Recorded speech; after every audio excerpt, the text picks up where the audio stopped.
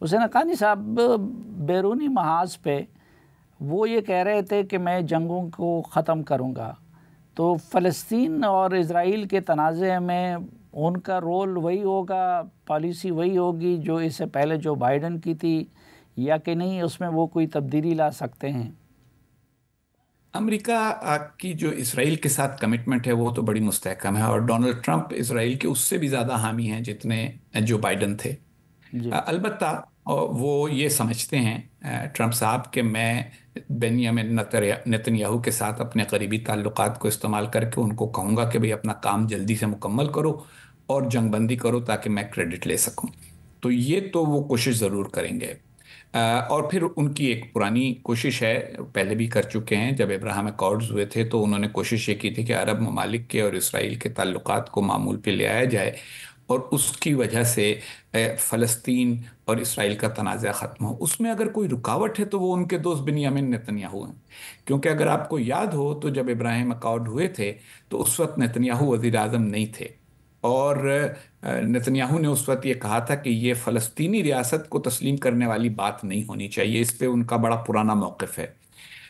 مگر اگر مستقل امن ہونا ہے اس خطے میں تو دو ریاستیں تو بننی ہوں گی، اور دو ریاستوں کی حمایت کی پالیسی امریکہ کی صدر ٹرومن نے 1948 میں شروع کی تھی، اور وہ اب تک وہی ہے۔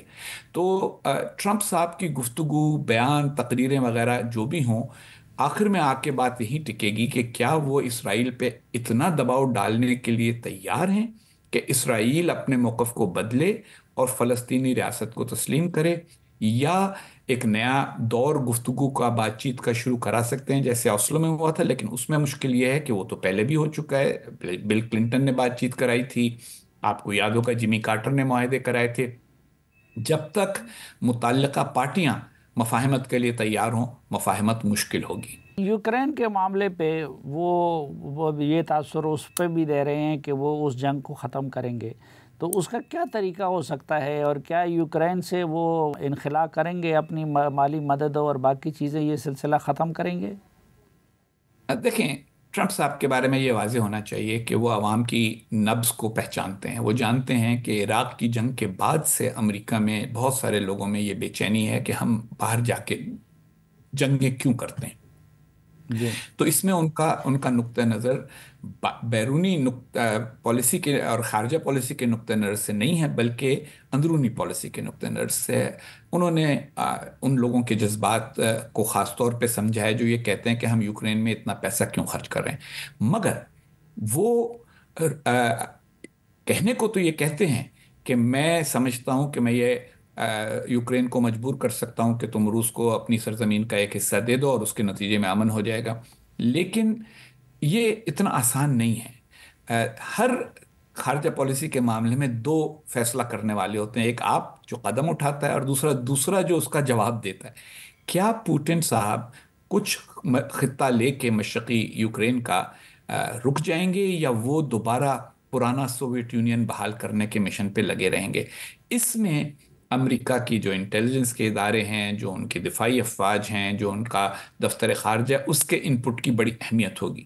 اس بات کی بھی اہمیت ہوگی کہ امریکہ کے یورپ کے ساتھ بڑے قریبی تعلقات ہیں۔ آپ کو یاد ہوگا پچھلی بار انہوں نے بہت باتیں کی تھیں کہ میں نیٹو سے نکل جاؤں گا، ختم کر دوں گا، نکل نہیں سکے۔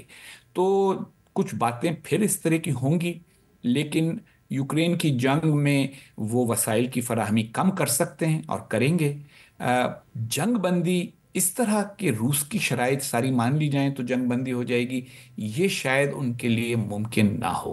یورپ کے بارے میں بھی ان کا یہی ہے کہ جی نیٹو میں وہ اتنا حصہ نہیں ڈالتے، اور یوکرین کے جنگ کے حوالے سے بھی یہ تھا۔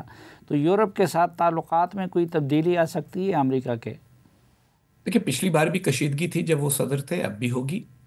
یورپ کے ممالک یہ سمجھتے ہیں کہ دوسری جنگ عظیم کے بعد جو لبرل انٹرنیشنل آرڈر بنا تھا، جس کی قیادت امریکہ کرتا تھا، اور امریکہ اس میں وسائل خرچ کرنے پر آمادہ تھا، اسی وجہ سے دنیا میں یہ ادارے بنے، اقوام متحدہ وغیرہ۔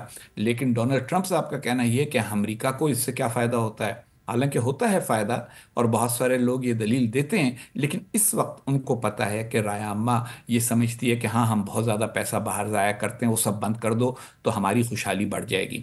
لیکن پھر بھی ان کے اقدامات جو تھے وہ 2 قدم آگے 1.5 قدم پیچھے والے تھے۔ بہت بڑے بڑے فیصلے، وہ باتیں تو انہوں نے کی تھیں، وہ کر نہیں سکے تھے۔ تو اس بار تو انہوں نے اتنی سخت باتیں بھی نہیں کی، انہوں نے نیٹو سے نکلنے کی بات نہیں کی، لیکن وہ یہ ضرور سمجھتے ہیں کہ امریکہ کو بیرونی ممالک کے اوپر ان کے تحفظ اور سلامتی پر اتنی رقم نہیں خرچ کرنی چاہیے جتنی ماضی میں ہوتی رہی ہے۔ اس کا ایک نتیجہ یہ ہوگا کہ امریکہ جو ایک سپر پاور کی حیثیت رکھتا ہے، اس سپر پاور کے تو تقاضے ہوتے ہیں نا۔ جب آپ بڑا آدمی بننے کی کوشش کرتے ہیں تو آپ کو پھر خرچہ بھی کرنا پڑتا ہے بڑا آدمیوں کی طرح۔ تو جی، وہ چاہتے ہیں کہ امریکہ سپر پاور رہے لیکن خرچ نہ کرے۔ پچھلی بار بھی یہ آسان نہیں ثابت ہوا تھا، اس بار بھی آسان نہیں ہوگا، لیکن وہ کوشش ضرور کریں گے۔ کنٹینمنٹ آف چائنا ان کی اب بھی پہلی ترجیح ہوگی اس مرتبہ بھی؟ بالکل ہوگی۔ ایران اور چائنا دو کے بارے میں ان کی بڑی منفی رائے ہے، روس کے بارے میں ان کی اتنی منفی رائے نہیں ہے، جس پر بعض لوگ یہ کہتے ہیں کہ شاید اس میں یہ بات ہو کہ کیونکہ روس بھی ایک یورپی سفید فام ملک ہے جبکہ یہ باقی دونوں جو ہیں نہیں ہیں، تو یہ ان کی سوچ کے پیچھے کار فرما ہے۔ اس کا کوئی ثبوت نہیں ہے کہ یہ وجہ ہے، لیکن یہ ایک حقیقت ہے کہ چین کو کنٹین کرنے کے بارے میں اب امریکہ کی دونوں بڑی سیاسی پارٹیوں میں اتفاق رائے پایا جاتا ہے۔ فرق صرف اتنا ہے کہ ڈونلڈ ٹرمپ کا جو ایمفسس ہے وہ اس بات پر ہے کہ چین کو معاشی طور پہ کنٹین کیا جائے، ان کی درآمدات جو ہیں امریکہ میں وہ روکی جائیں، ان کی معیشت کو دھچکا پہنچایا جائے، اور وہ اس سلسلے میں کچھ نہ کچھ اقدام ضرور کریں گے، اور یہی ان کی سب سے بڑی خارجہ پالیسی کی ترجیح ہوگی۔ اور ایران سے متعلق کیا طریقہ اپنا سکتے ہیں؟ ایران کے سینکشنز؟ بارے میں کیا؟ دیکھیے، ایران کے بارے میں بھی ایک یہ ہے کہ ان کی ایک اسٹریٹجی تھی جس کو کہا جاتا تھا میکسیمم پریشر، وہ دوبارہ بحال کریں گے۔ اس کا مطلب یہ ہے کہ سینکشنز بھی لگیں، ایران کے لیے اپنا تیل بیچنا مشکل کیا جائے، ایران کے لیے خارجہ جو زر مبادلہ ہے وہ حاصل کرنا مشکل کیا جائے، اور جب موقع ملے تو ایران کے کچھ اہم لوگوں کو جن کو نشانہ وہ بنا سکیں، جیسے انہوں نے قاسم سلیمانی کو مار ڈالا تھا، تو اسی طریقے کے ساتھ کچھ اور لوگوں کو بھی نشانہ بنایا جائے تاکہ ایران اپنی سیاسی قوت اور اپنی عسکری قوت کو دوسرے ملکوں کے اوپر مسلط نہ کر سکے، اور اس معاملے میں شاید ان کو عرب ممالک کی حمایت بھی حاصل ہوگی اور اسرائیل کی بھی۔ اچھا، اب آتے ہیں اپنے پاکستان کی طرف۔ ہمارے ملک کے ساتھ ان کے تعلقات کیسے؟ یہی جو بائیڈن والی صورتحال جاری رہے گی یا کوئی تبدیلی آ سکتی ہے؟ دیکھیں، جب آدمی ذرا مرکوریل طبیعت کا آدمی ہو، سیمابی طبیعت کا آدمی ہو، تو کچھ پتہ نہیں ہوتا۔ اگر آپ کو یاد ہو تو 2018 جب شروع ہوا تو انہوں نے ٹویٹ کیا کہ پاکستان نے ہمیشہ ہمیں دھوکہ دیا ہے، میں ان کی طرف ایک پیسہ نہیں بھیجوں گا اور کبھی ان سے اور ان کو سبق سکھاؤں گا وغیرہ۔ وہ آپ کو یاد ہوگی ٹویٹ۔ جی اس کے جی کچھ عرصے کے بعد ان کو ساؤتھ کیرولائنا کے سینیٹر لنزی گرام جو پاکستان آئے تھے، انہوں نے جا کے کہا کہ بھئی وہ جو پاکستان کا وزیر اعظم ہے وہ تو تمہاری ہی طرح کا آدمی ہے، سچی بات کرتا ہے، کھری بات کرتا ہے، وہ بھی پاپولسٹ، تو مل لو، بات کیا ہوتی ہے۔ انہوں نے پھر عمران خان صاحب کو دعوت دے دی، اگر آپ کو یاد ہو، اور جی ہمارے ہاں اس کو بہت شادیانے بجے، لیکن پالیسی انہوں نے اس کے بعد بھی کوئی نہیں بدلی، ملاقات کر لی، کیونکہ وہ بزنس مین ہیں جو یہ سمجھتا ہے کہ اگر کسی کے ساتھ کوئی ڈیل ہو سکتی ہے تو اس سے ڈیل کے لیے ملا ضرور جائے۔ لیکن ان کے جو فیصلے تھے ان میں کوئی تبدیلی نہیں آئی، پاکستان کے لیے نہ کوئی امداد کھولی گئی، نہ کوئی عسکری جو تعاون تھا وہ بڑھایا گیا۔ افغانستان کے معاملے میں لمیٹڈ کوآپریشن والی بات تھی، اور وہ بھی پوری نہیں ہو سکی کیونکہ ہم وہ وعدے نہیں پورے کر سکے جو زلمے خلیل زاد صاحب نے ٹرمپ صاحب کو بتائے تھے کہ ہم نے کیے ہیں۔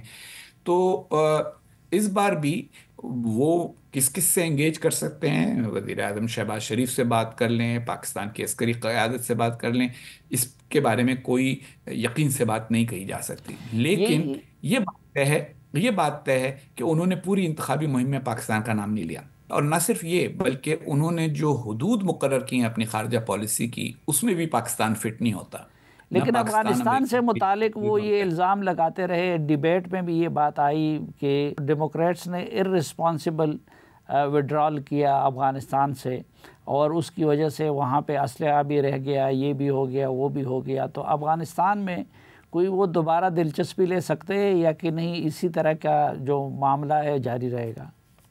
نہیں نہیں، میرا یہ خیال ہے کہ جو آئیسس خراسان ہے، داعش خراسان، اس کے خاتمے کے لیے وہ کچھ اقدام کر سکتے ہیں، لیکن کیونکہ وہ بوٹس آن دا گراؤنڈ کے حامی نہیں ہیں، اپنی فوج بھیجنے کے حامی نہیں ہیں، اس لیے وہ دور سے ہی کچھ نہ کچھ کرنے کی کوشش کریں گے، ڈرونز کے ذریعے لوگوں کو نشانہ بنانا بڑھائیں گے، اور اس معاملے میں شاید پاکستان کی جو عسکری قیادت ہے اس سے بھی کوئی معاملہ کرنے کی وہ کوشش کریں۔ اچھا